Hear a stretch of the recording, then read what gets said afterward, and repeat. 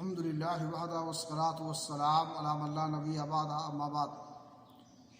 اسلامی بھائیوں، سحری کھانے میں تاخیر اور لیٹ کرنا چاہیے۔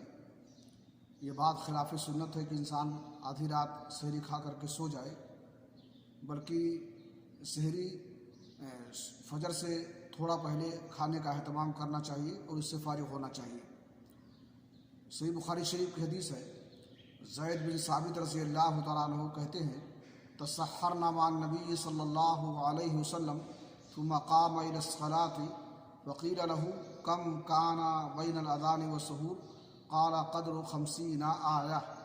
یہ ہم نے اللہ کے نبی جناب محمد رسول اللہ صلی اللہ علیہ وسلم کے ساتھ سحری کی، پھر آپ نماز کے لیے کھڑے ہوئے تو ان سے دریافت کیا گیا اور پوچھا گیا کہ اذان اور سحری کے درمیان کتنا وقفہ تھا اس وقت، تو انہوں نے کہا کہ 50 آیات کی تلاوت کے برابر وقفہ تھا۔